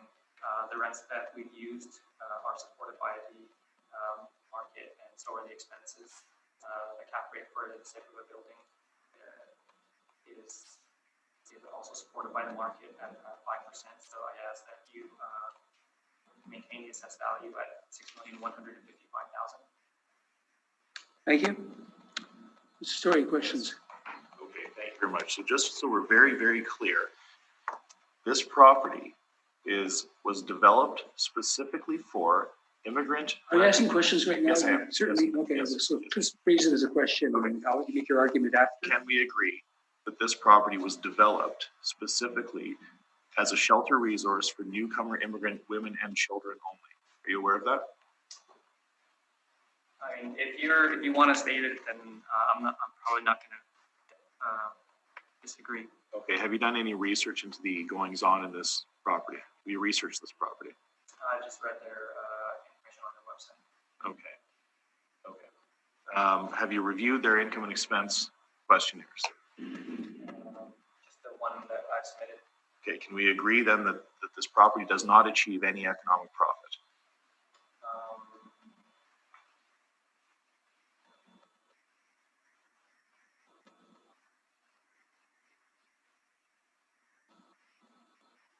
I don't know if I can agree to that. Okay. Have you visited this property? Yes. Okay. Inside and out? Yes. And you've seen the suites? Yes. And would you agree with me that they are generally very small compared to what we typically see for new construction on the market?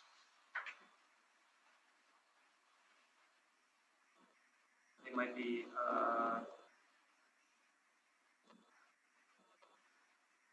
it might be on the smaller end.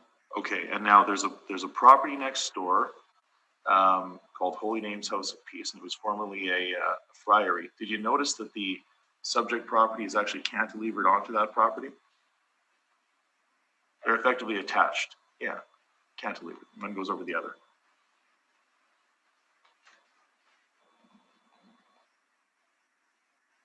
You're like it. Okay, well, it does. Now, are you aware that property and this property are owned by the same organization?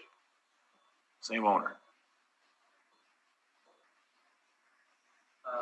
If you want to, present information to support that. I'm just you can asking go ahead. if the city is aware of this in terms of coming to their position. I just want to know if we're on the same page or not.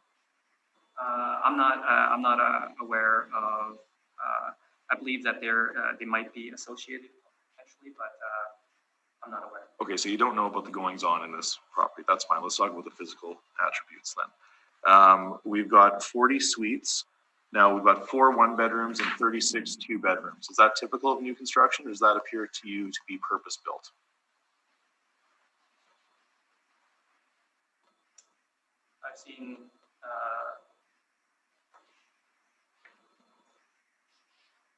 I've seen buildings that are like this. Okay, and is it typical to have 36 2-bedroom suites with no parking? Sometimes, yes. Sometimes, yes. Okay. All right. Now, hold on. You've got the sales history there, but this is not related to the actual subject, is it? Why wouldn't it be? Well, because in 2005, this was a restaurant called One Night in Bangkok, so this isn't the same. That's not the same asset, is it? Used to be a restaurant. Okay, that's fine. Now, in terms of the city's model, when we look at supportive or subsidized or social housing, does the model recognize that there's a higher risk factor for a number of reasons, and does it make any adjustment when we're dealing with that type of housing versus private assets that are performing on the free and open market? Difficult to say. I mean, if we're for the subject property, we're looking at it as if it were out in the open market, but might represent. Okay, and so it's your view that the market value per suite for these small social housing suites are $153,875 each? It seems reasonable, yes, because there are others that are significantly higher than that, and so it seems reasonable for a new, well-built building. Okay. All right. So let's just look at your rental comps. Did you choose these yourself? Yes. You did? Okay. So you're aware then that, which one is it here? I think it's 430 Webb. That's a life lease, isn't it? I'm not sure. Okay. 500 Waterfront, that's the H2O. Those all have buildings. They're on waterfront. They're on the water, and those were originally developed as condominiums, were they not? Potentially. Okay, and 90 Gary Street, are you familiar with that property? Yes. That's Rideau Tower, correct? Yes. Okay, and the majority of the suites in that building range from 1,100 to 1,800 square feet? Okay. Okay, and they all have balconies, some have 2, is that correct? Not sure. Okay. But it does have a secured outdoor parkade, you're aware of that, right? I'm not sure. Okay. In terms of your expense comparables, did you select these yourself? Yes. Okay, and our office did request the civic addresses, but they were not provided, is that correct? Yes. Okay, and none of these are downtown, is that correct? No. And none of these are social housing, are they? No. Okay, now the city has income and expense data for all the social housing assets in the city, so I suppose my question is, why didn't you use social housing comparables for, at least for expenses? That social housing income expenses do not represent market value. All right, now we've talked about your cap rates.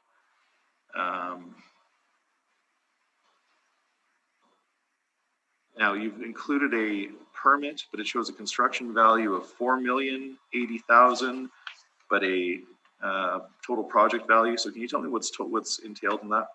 What that entails, what that encompasses? I'm not sure maybe what might be the difference between them, but I'm assuming that the total project value is the total cost. Okay. And just a final question. The city is not suggesting that this is not a charitable organization that is administering these programs and shelter resources, are they? We can agree that this is a charitable endeavor, correct? I'm not.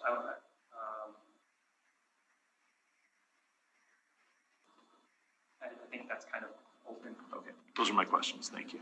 Thank you. Ms. Luker, do you have any questions? Section 1 stated that you expect construction. When do you know? 2015. 2015, when the building was completed, that time, Yes. This is 2014. and it was occupied. Yes.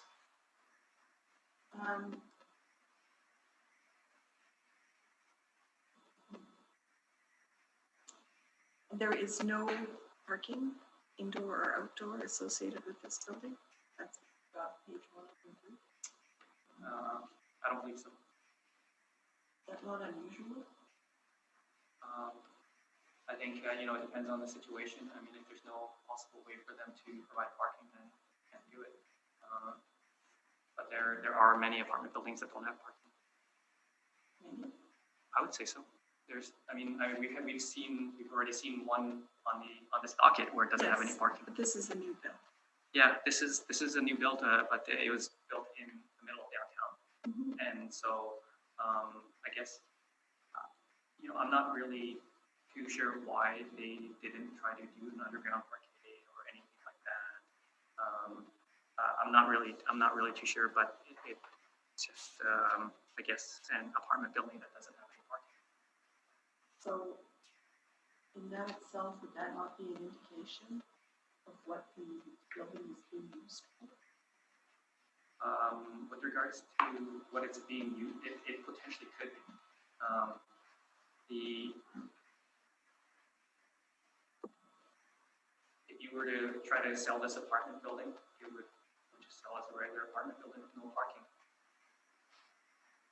That's your opinion. Well, no, it doesn't have any parking. No, I know that. But you don't think that would be a liability? It may affect it. Yeah. Thank you. Any questions? Is this any questions? I do have questions. I'm not sure though if I should be asking them Mr. Wong or this story. You focused in on the section of the municipal 23(1)E. Yes. I'm presuming that's because that's the section that Mr. Story is going to say this building falls under. I mean, But we that, haven't heard that evidence yet, so well, yes, that I'm and, questioning. So maybe I'm not asking the right person to question. yeah, One of the key aspects of that exemption section is owned or held in trust for and is used by a charitable organization. correct. You've said that this is not a charitable organization, and how does the city define charitable organization? If it's a registered charity, And you've looked in the register and it's not there. I've looked, maybe it's possible I might have missed something, but as far as I can tell, they're not. But you did look in the Yes. register and does not appear based on the register search that it's a charitable organization. Is that what you're saying? Yeah. Okay. Would a charitable organization normally have a special number or some sort of registration number? I'm not sure. I think that's what we would typically go by. I mean, if, yeah. So maybe I'll pursue that further with Mr. Story. Okay, thank you. Hey, so Mr. Wong, you did your inspection yourself, and you see you were in the building, and you took some photographs. Were those your photographs that we see? And your estimation, by looking at it, would you think that, I know it's got a certain purpose, but would it be conducive to a normal rental for individuals renting apartment buildings in the downtown area, the way it's set up? The way it's set up, Yeah.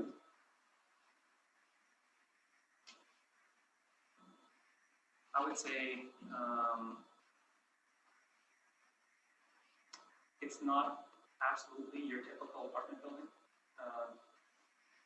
because of, like I said, the no parking and stuff like that, but, if you were to go into this, if you just looked at it as a regular apartment building and open these units up for rental to the Yes, public, yes. it would be treated as such. I understand how it would be treated, but do you think it would be conducive to getting the market rents that you attributed to it? I think it would. It's just because looking at a lot of the new construction that's happening in the area, the rents are actually either at this or substantially higher. And I mean, granted, there's a different location in the downtown area, but if you look at a lot of the new construction that's happening in the downtown, the rents are, I would say they for 2 bedrooms, they are higher than $1,100 for sure.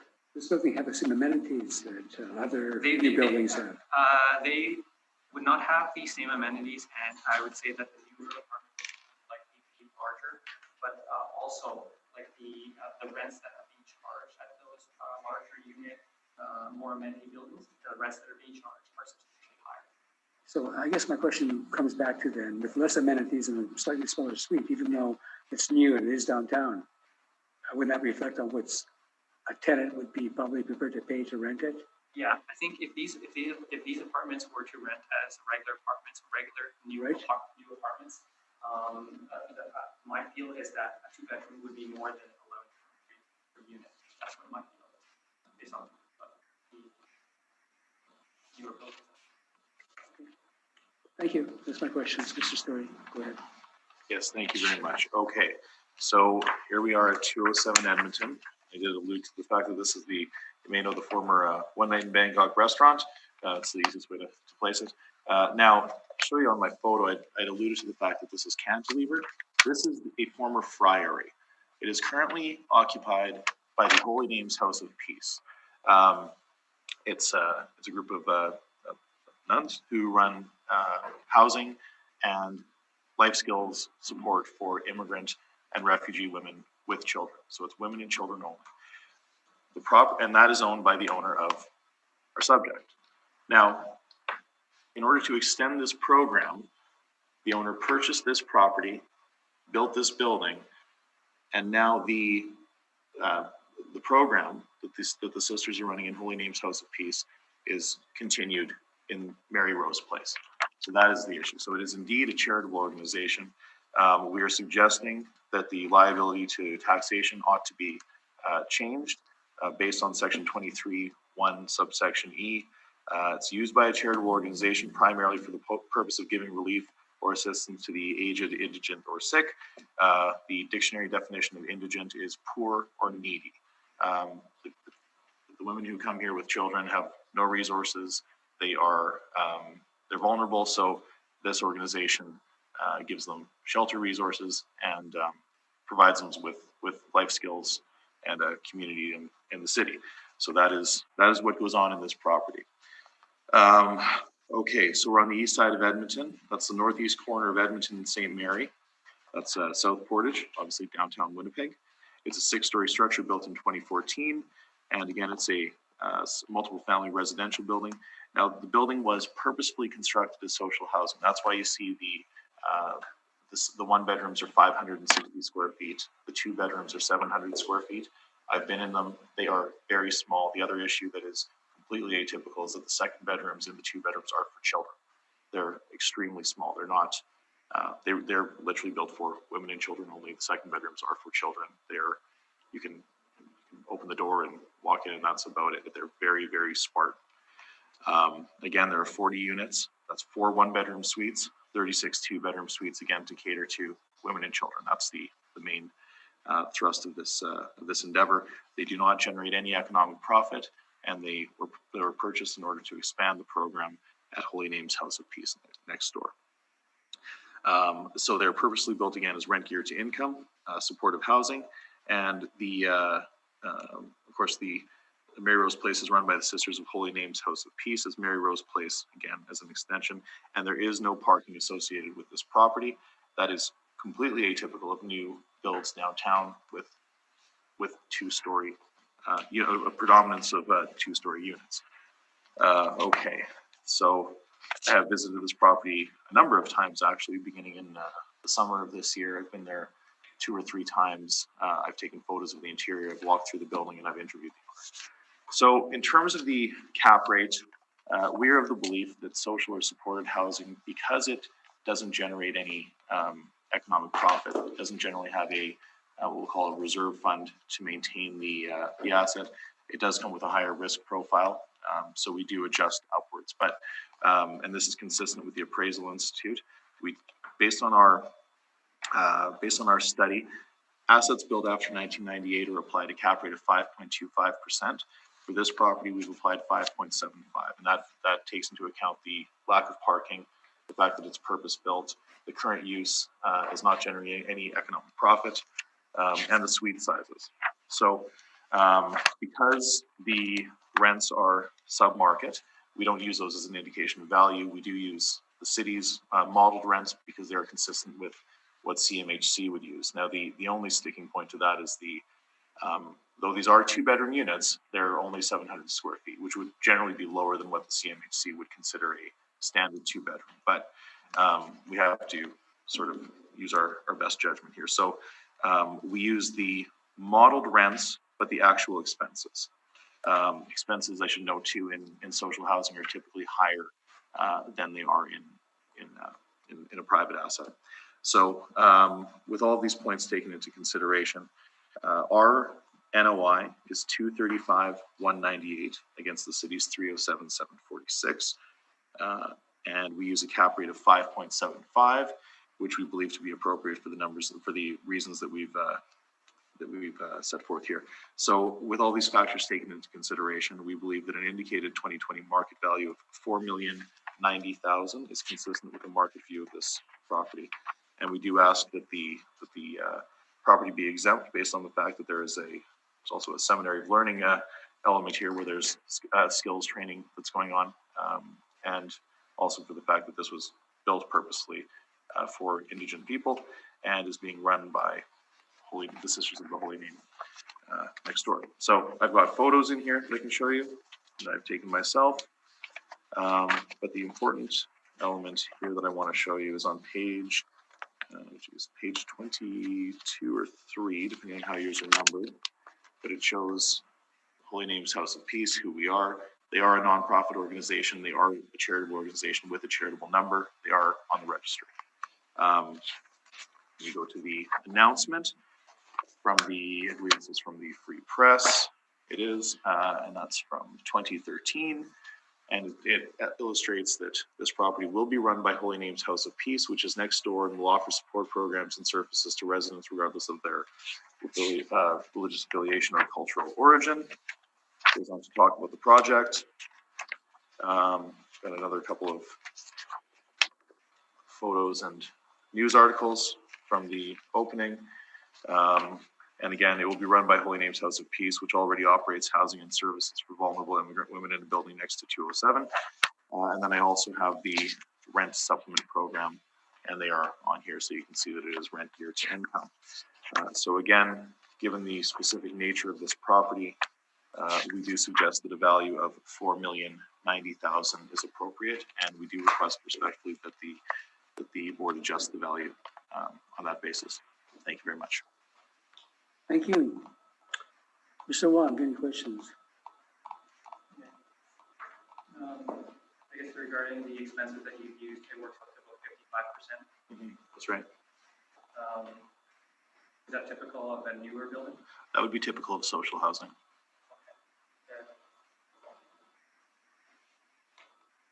And you feel, I guess, the social housing is representative of the market? No, the rents are lower generally, and the expenses are generally higher. So our methodology for all social housing assets is to accept within reason, provided they're in line with the CMHC table. We'll generally accept the modeled rent, but we will use the actual expenses because they are actual. So they do represent the site-specific performance of the property. Okay. And is the 5.75% representative of a typical new build? 5.75 is representative of a upward adjustment of 50 basis points based on, again, the fact that, so we would start with a baseline of 5.25%, and then we would recognize that there are specific risks. There's a risk profile that is increased when we're dealing with social housing. We have no parking. We have very small suite sizes. And again, no economic profit. So a next most prudent investor would look at this property and say, well, If we started at a baseline of 5.25, a 50 basis point adjustment is appropriate, so we're using 5.75. That's the rationale.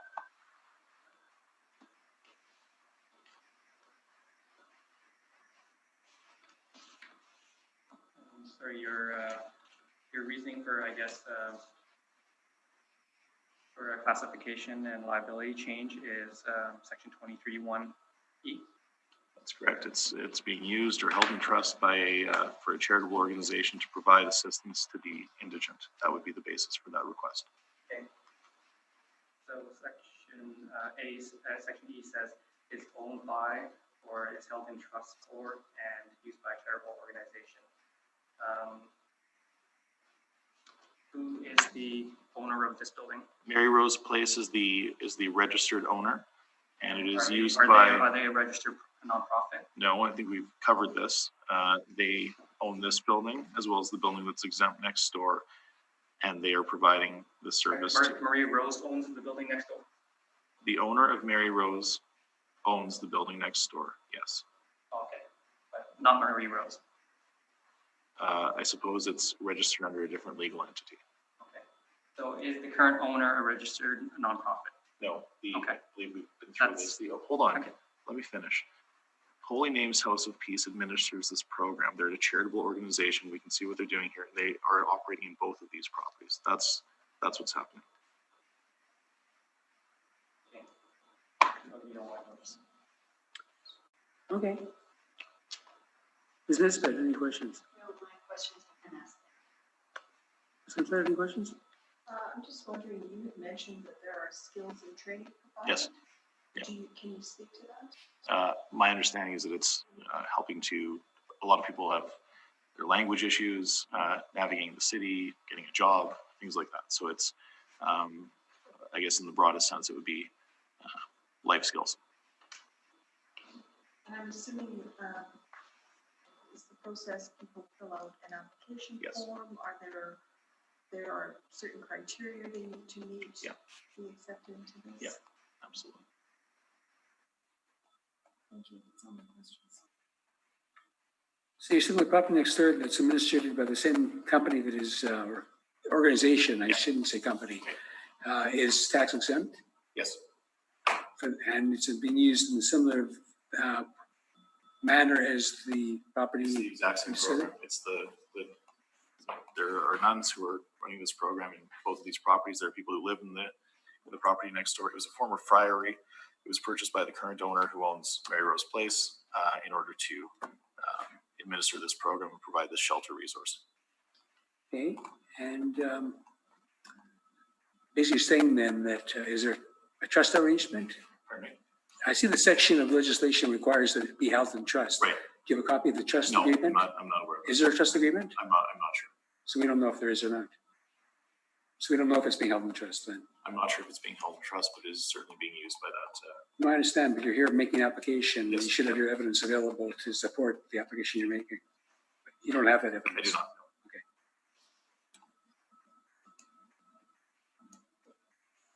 know. Okay, that's my question. Thank you.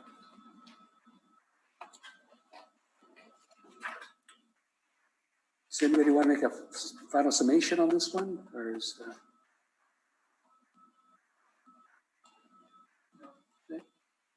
You said it all. Okay, well, you'll hear from us then. Thank you. Thank you. Wonderful.